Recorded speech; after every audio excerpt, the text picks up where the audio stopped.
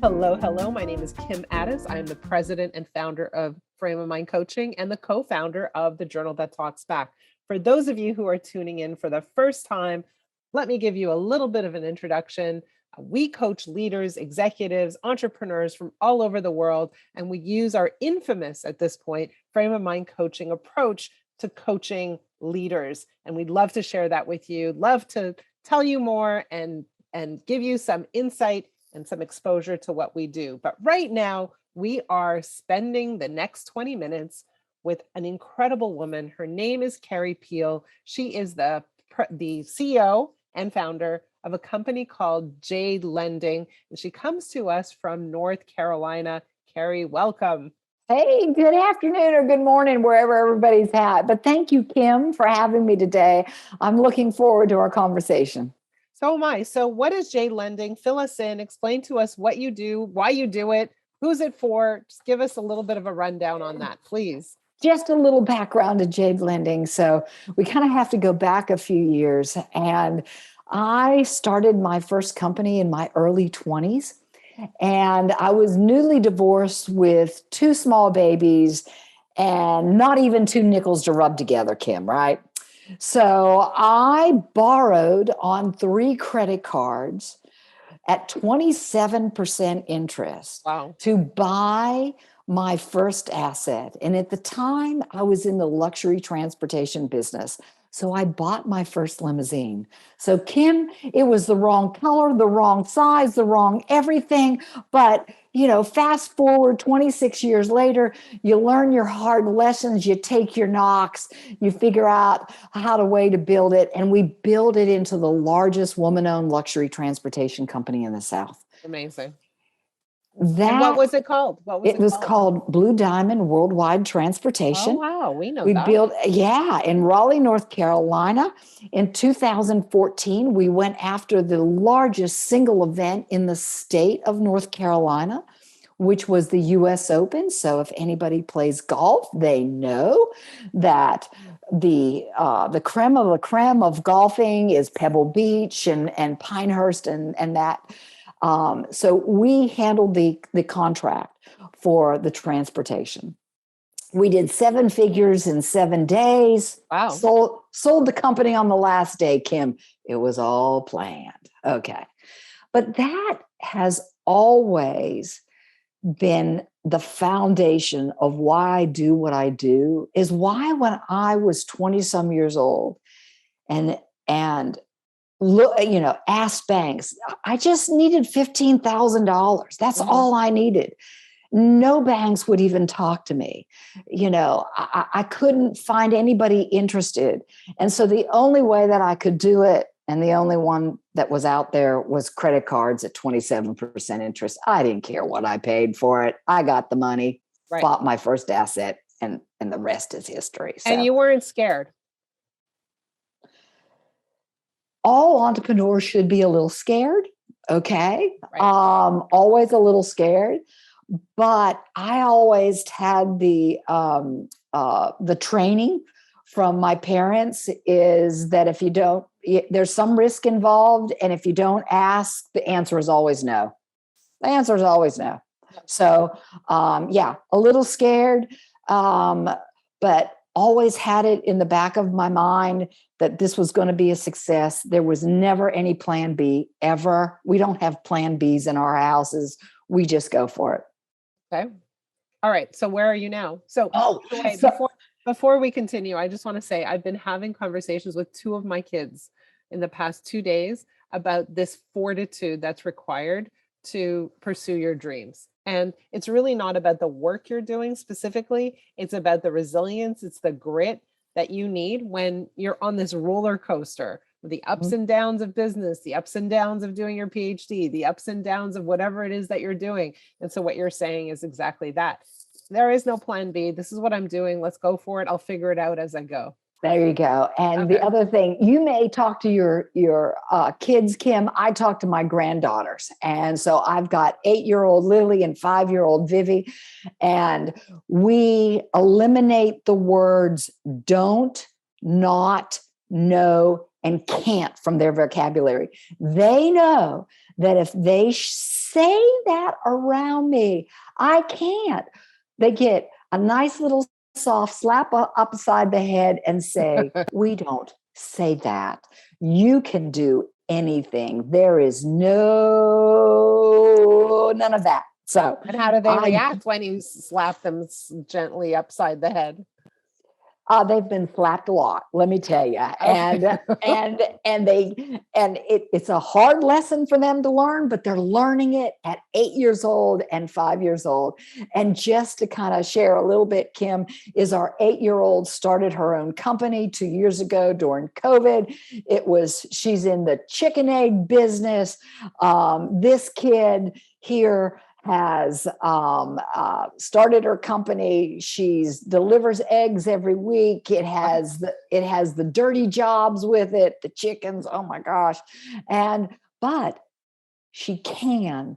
And every time she's a CEO. And every time she says, but I said, there's no buts in our life either. And she's been very successful and put over $10,000 in her college fund in 2 years selling eggs. So there you go. 8 years old. She started at 6. She started at 6. She is crazy, amazing, crazy. So, but anyway, it just takes that grit, Kim. You keep on telling those children, you can do it. You can do it. And there you go. I agree. All right. So we're here today, but we want to hear about you and hear about what is your greatest challenge. So share with us that. Sure. Also tell us about Jade Lending, because we never really covered that. So Jade Lending was a company that I started along with one of my Women Presidents Organization sisters, Dr. Lynn Yanyo. And it is a fund, a capital fund for women and minority entrepreneurs to be able to get capital to fuel their business. And it all goes back to the day that I was 20 years old and had to take 3 credit cards at 27% interest because nobody would invest in me.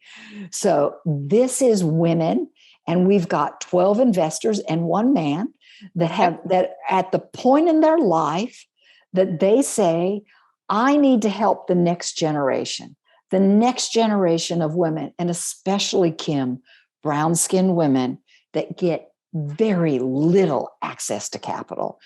And so Jade Lending was an idea that Dr. Lynn Yanyo and I had sitting around the dining room table as all conversations start, and saying, how can we help these women? And so we came up with an idea. Other folks have done it. It's a little bit of a novice idea that, let's just say Kim is an accredited investor. And I say, Kim, I want to borrow your money for 5 years. I want to borrow at least $50,000 and to come into the fund. I will pay you 5% annually per year on that money. And at the end of 5 years, I'm going to give it all back to you with 5% interest. But what you will be doing with that money, and it's the same as if it was in the market. I mean, I've got some money in the market. One did 4% a fund last year, and one did 11. It's the same as in the market. And we use that money to fuel women in business. And so we have 12 investors. We have over 7 figures in the fund. We've got now 6 women since the summer that we have fueled their growth in their business. And if it's okay with you, Kim, I'd like just to share a couple little examples of these women. Sure. Okay. So one of these women was in the catering business. She's 29 years old. Her name is Gabby. This was a woman that came through our Athena PowerLink program, which is our nonprofit here in Raleigh, in which mentors women. We put them with incredible mentors that help them throughout the year on their business. She was in the catering business. And of course, what happened in 2020 is that in-person meetings stopped, everything stopped, and she had to pivot.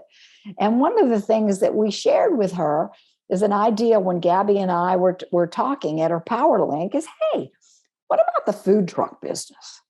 And Gabby says, well, let me do some research on that. I said, Gabby, come on back to me in about a week or two to Dr. Lugnano and me and tell us about this food truck. Well, Kim, you have no idea the numbers on a food truck. Okay. The amount of profit on a food truck, the top line revenue, the bottom line revenue, what it costs to run a food truck. And we ran the spreadsheets with Gabby. And that's what Lynn is famous for, is her numbers. And what do we need to do to make this profitable? But the top line number in a food truck in Wake County on average is $300,000 a year. And the top line profitability on the product is 52%, which is quite incredible. And so I said, Gabby, how do you feel about a food truck? She said, I'd love a food truck. So we lent her $65,000. And on Saturday, she's picking up her food truck. Amazing. Okay. We're wrapping it. She's already has it booked out. She knows exactly how many events she has to have, how much. She knows exactly how much it's going to make. She knows her numbers. And Kim, and you can consult every executive all around the world, but the one thing that they have to know is their numbers. Yep. They have to know their data. They have to run the spreadsheet. They have to know that. And so Gabby is super excited. And here we are.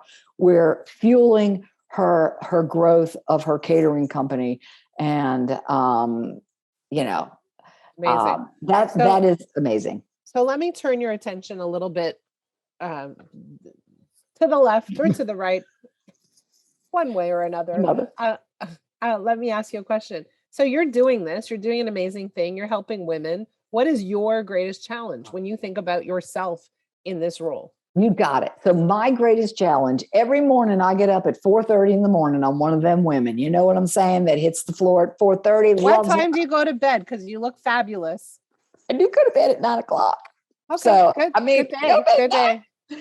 And hit the ground at 4:30. One of the things that Kim, that I share with, I'm seasoned, which means I'm already ready for Medicare, So and my friends say, are you going to take it? We'll wait a little while. But anyway, which way. So, but one of the things that we love to do is I get up every morning, and every other day we get to the gym at 5:30. My business partners, we all get on the Stairmaster. We climb the equivalency of the Empire State Building, flights of stairs, every other day.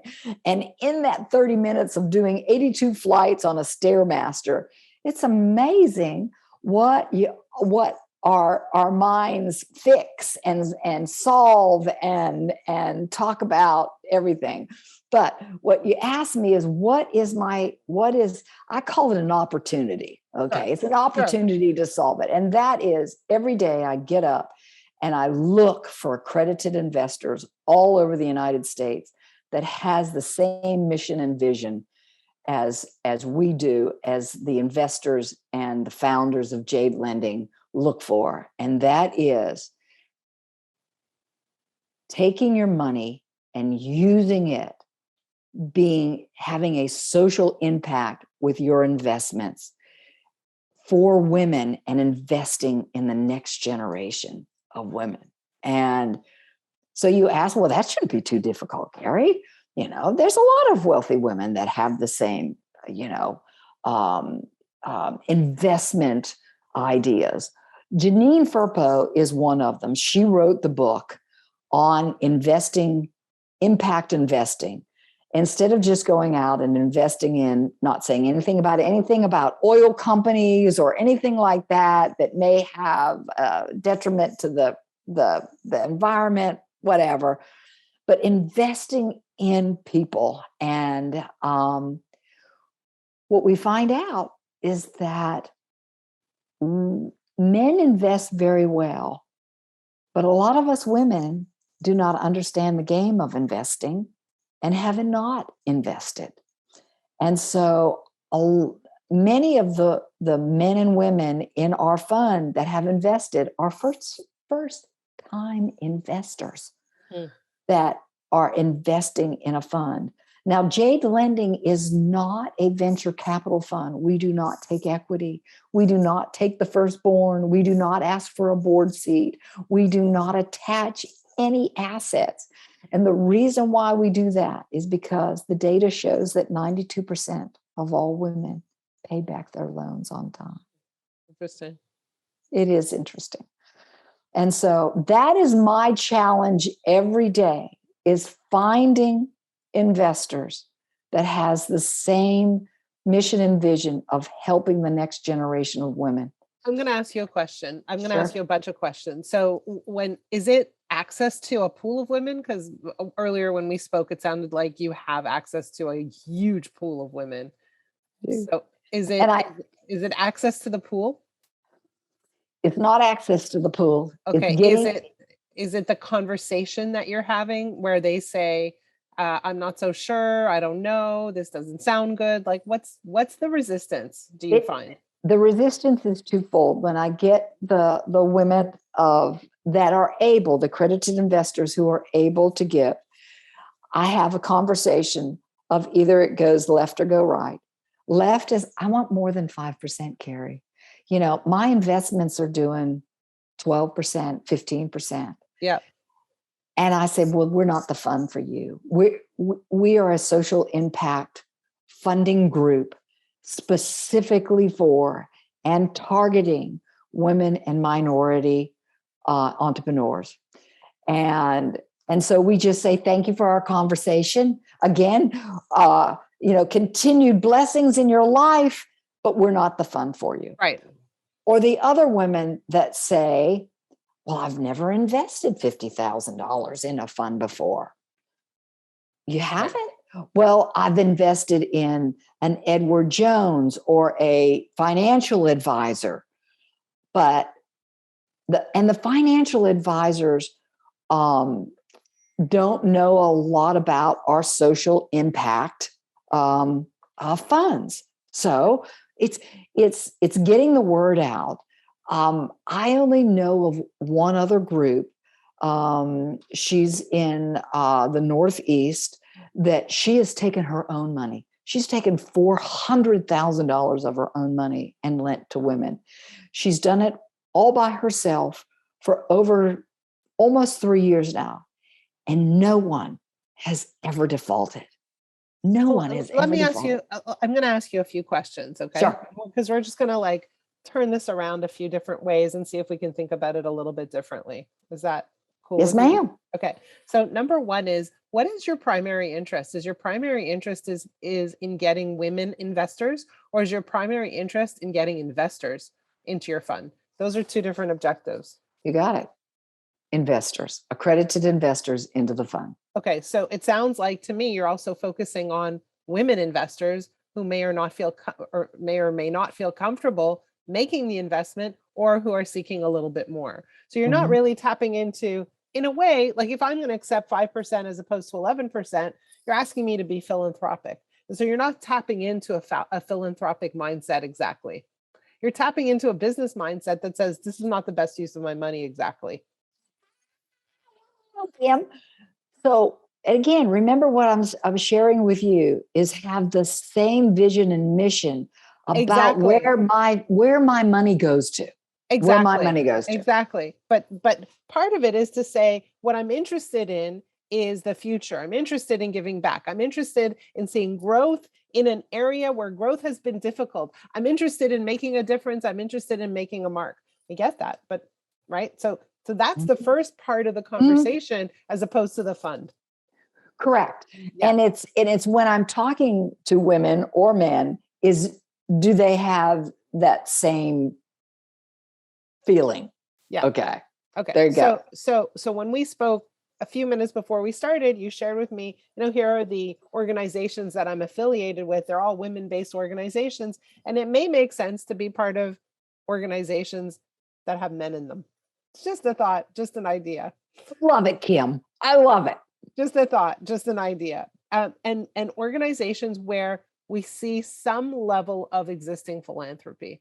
And the reason I say philanthropy is because, again, based on values, based on decision, it's a gesture we're making where we may or may not be sacrificing a percentage of our return on that investment financially, not emotionally. It's not a lower reward experience, but financially, I'm making a decision. Where am I putting my dollars? So that's one thought, is let's look at a wider pool of people that may include men who are comfortable investing, but also comfortable giving. That's thought number one. Thought number two is, you're asking me to contribute $50,000, and I may be that woman who wants to make a difference, but I'm like, wow, $50,000 is a lot of money, right? So maybe I can start smaller. Maybe you can ask me for $5,000, which I'm willing to kind of throw away a little bit, right? And get my toes in. Get me feeling the rewards of my contribution. Get me connected to these other women that you are connected to. Get me part of your community, because at the end of the day, the truth is the reward is in your community and what that brings me over and above my financial contribution. So bring them into my world, my circle. Let me embrace them, let them feel the love, and then let them contribute a little more. And so maybe your entry point is a little high. And I hear what you're cooking, Kim. I hear it. Okay. And they're just some thoughts. I mean, as I'm sitting listening, I'm a woman business owner. I'm in the category of people that you might knock on the door. I am Canadian, so maybe not, but you got the idea.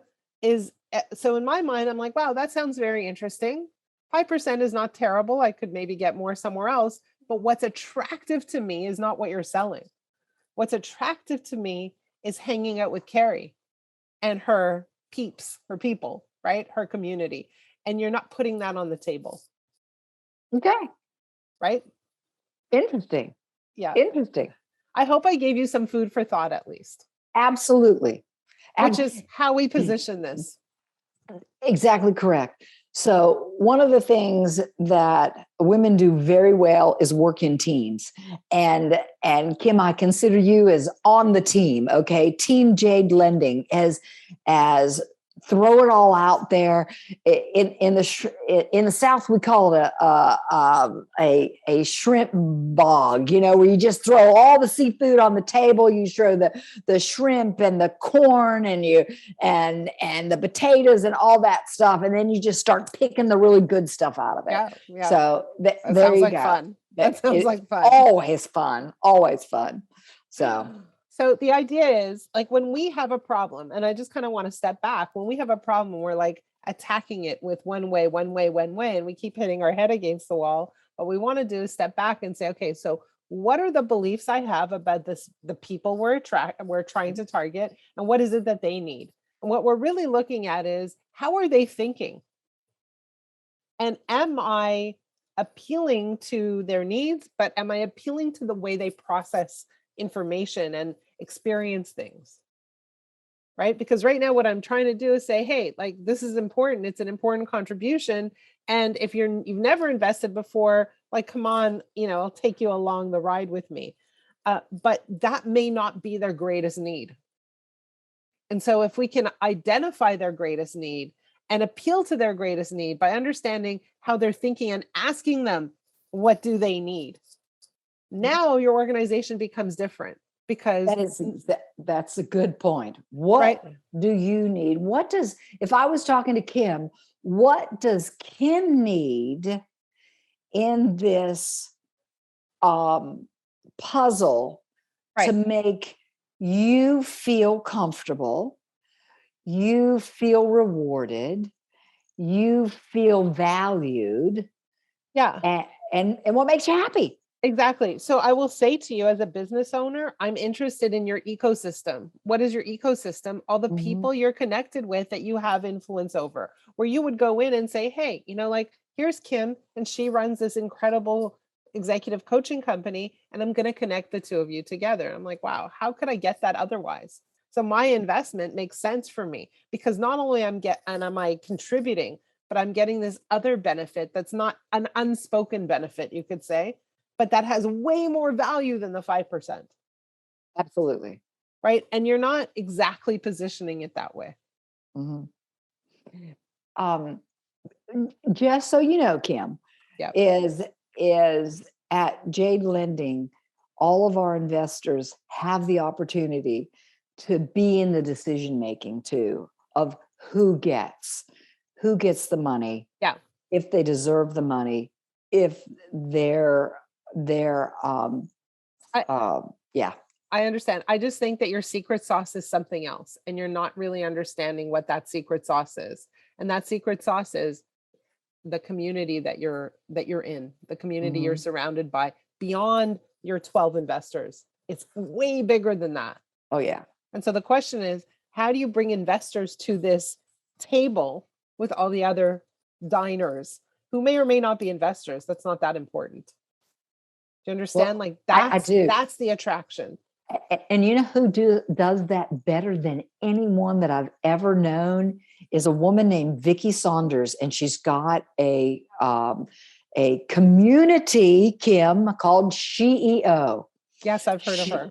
You've heard of her. She has connectors all over the world. I'm one of them. I give a certain amount per month to SheEO, and she has this incredible community.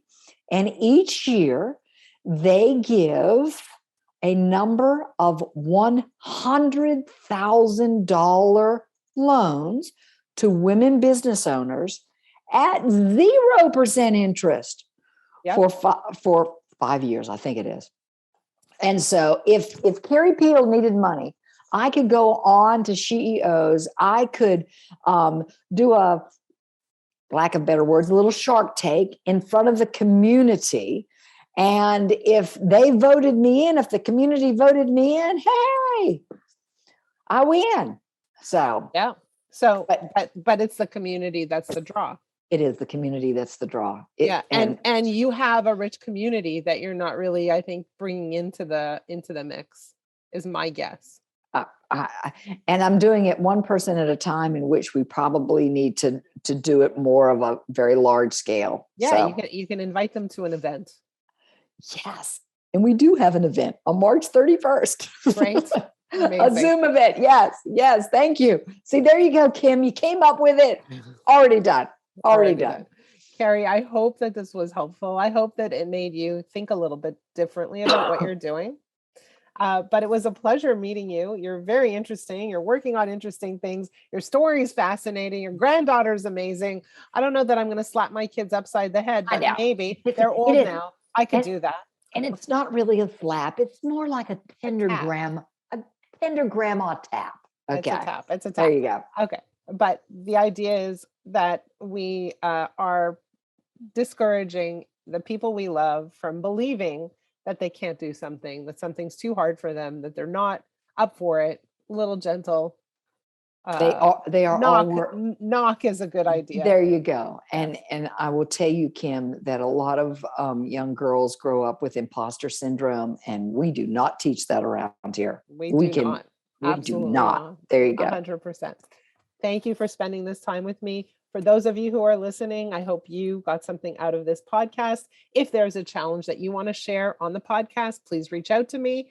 My email address is kim@frameofmindcoaching.com. And if you have a challenge that you want to discuss, but maybe not so much on the podcast, please reach out to me as well. Again, it's frameofmindcoaching.com, kim@frameofmindcoaching.